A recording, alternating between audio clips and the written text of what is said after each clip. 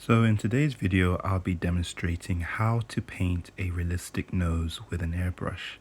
I will share with you guys my methodology as well as some helpful tips and techniques that you can use when painting realism.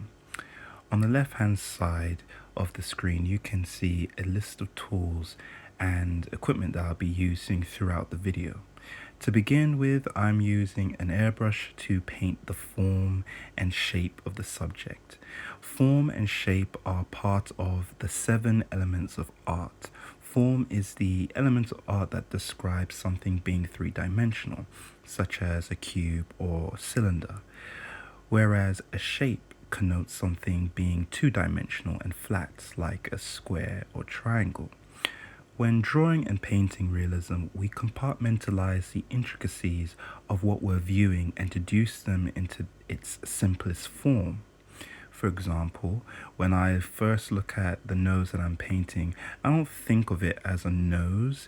I'm more so trying to break it down into its simplest form.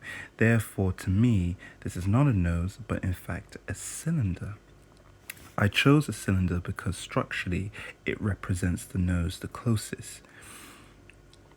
I'll put a picture of a diagram, a shaded cylinder, so that you have a visual comparison and a better idea of what I'm talking about. Now that I recognize the subject matter in its simplest form, it allows me to paint more broadly. I'm thinking, how does the light hit the cylindrical form? How does the form curve around the sides of the nostrils? How the shadow is cast under the tip of the nose?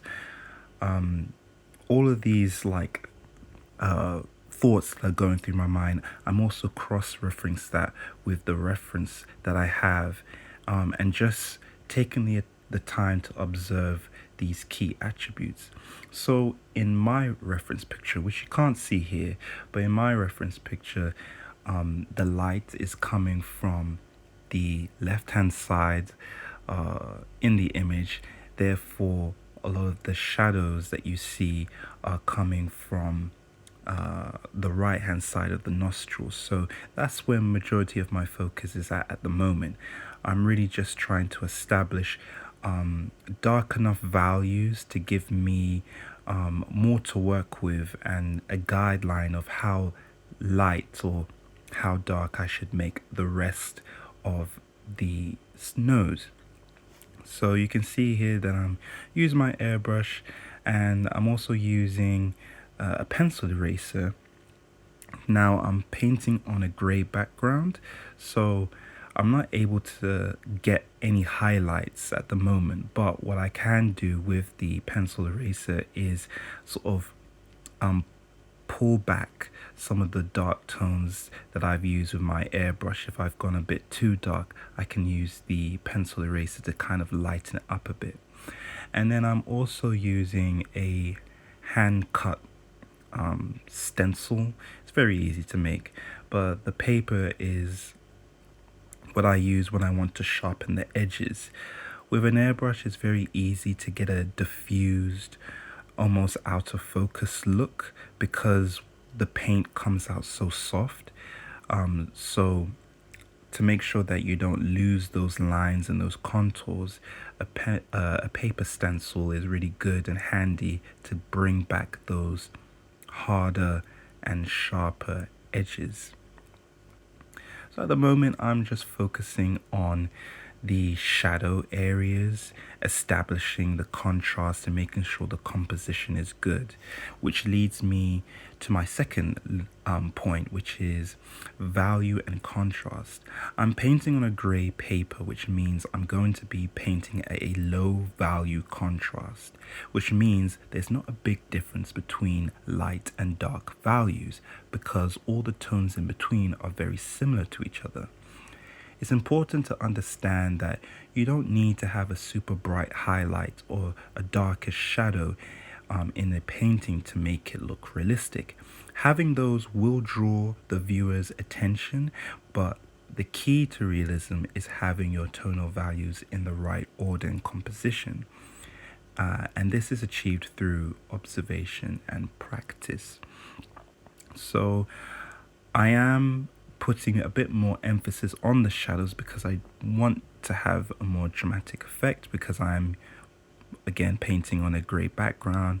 And then I'm also introducing some white ink to my airbrush to kind of add in the highlights. Now the highlights on the tip of the nose and the nose bridge are the last touches. I didn't want to get distracted by putting the highlights in too early on. I really wanted to focus on making sure that I had all the correct values in place. And that's something that can get easily modeled up when just starting out painting, especially for beginners.